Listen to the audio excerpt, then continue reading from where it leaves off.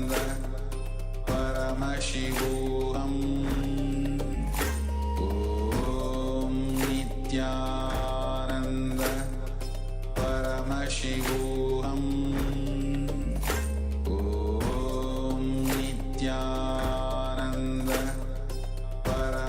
Paramashivoham Om Nityananda Paramashivoham Om Nityananda Paramashivoham Om Nityananda Paramashivoham Om Nityananda Paramashivoham Om Nityananda Paramashivoham Om Nityananda Paramashivoham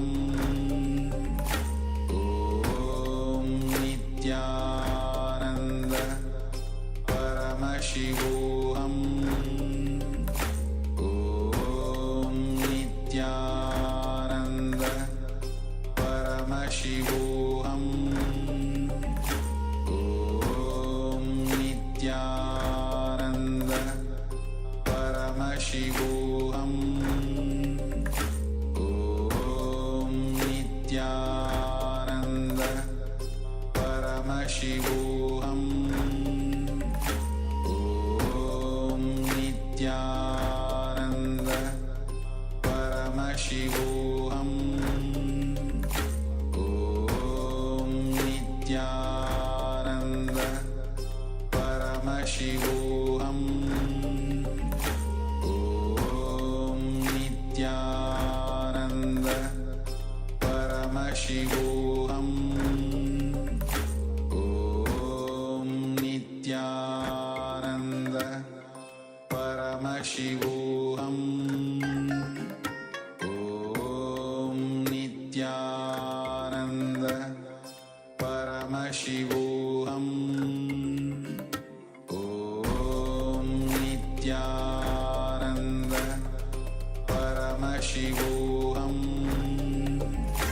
Om Nityananda Paramashivoham Om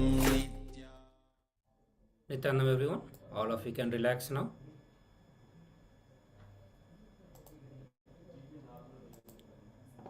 Yes, all of you can relax now. Please open your eyes or remove your blindfold. I still see one participant is having blindfold. Mananda Ganapati. Yes. So now please type out your answer. Let me know what all Swamiji showed to you.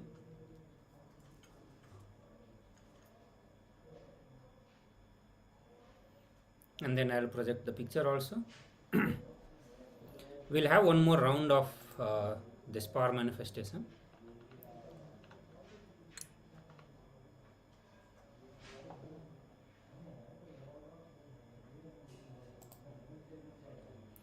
So please type in the Zoom chat.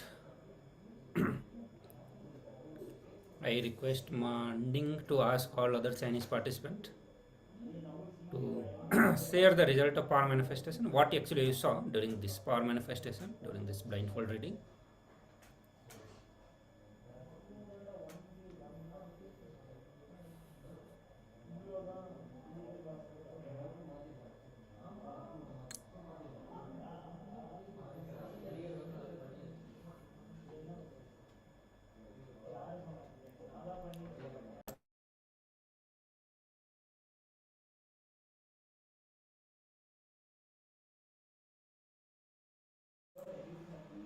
Yes, green, pink, purple and circular, Nataraja Priya. What about other participants? I am seeing from one Ma, Nataraja Priya.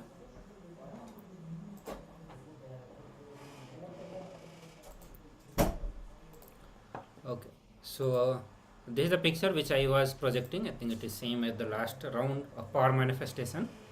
So you have green, you have pink, purple and circular. Okay, so the flower is bit circular, not exactly. but flower is circular in the nature. So if you could have actually written, like if you actually saw the full flower with the grasses, that would have been complete power manifestation, but still you did manifest power. You have seen bits and pieces of this. So almost everything is matching. There is a green, there is a pink, purple and circular. Okay, so let's get ready for the one more round of power manifestation.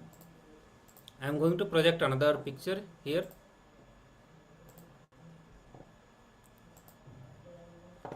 Again, I request all of you to put the blindfold. Let's do one more round of power manifestation.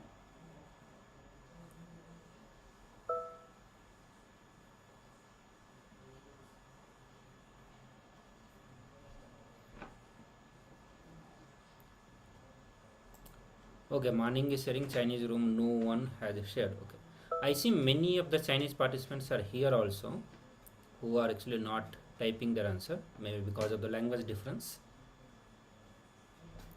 Now you can ask them to even share in the Chinese, and then you can further translate once they have commented here. So are we having the same participant in both the room, Chinese room and the Chinese participants who are here, or is it different?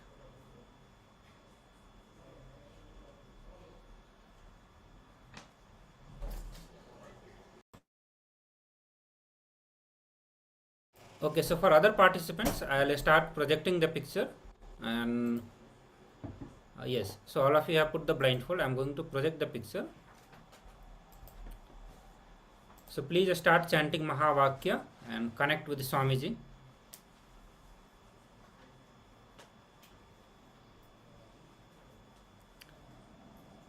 Chant Mahavakya, bring your awareness on the third eye.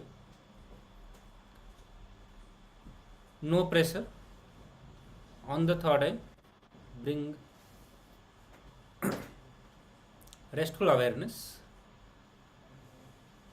and complete awareness on your third eye, and through that awareness start seeing on your screen, and at the same time you continue to chant Mahavakya, as that is what is going to put you in the space of oneness with Swamiji. And as we know, all the power manifestation happens only from the space of oneness. Only when you start manifesting oneness with Swamiji, you start manifesting his powers also, his extraordinary powers. So this power manifestation that you are doing is one of the powers of Paramashiva. Please start now. We'll give you a few minutes for that.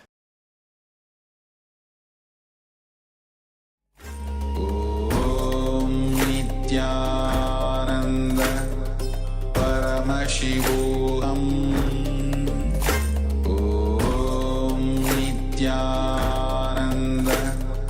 Paramashivoham Om Nityananda Paramashivoham Om Nityananda Paramashivoham Om Nityananda Paramashivoham Om Nityananda Paramashivoham Om Nityananda Paramashivoham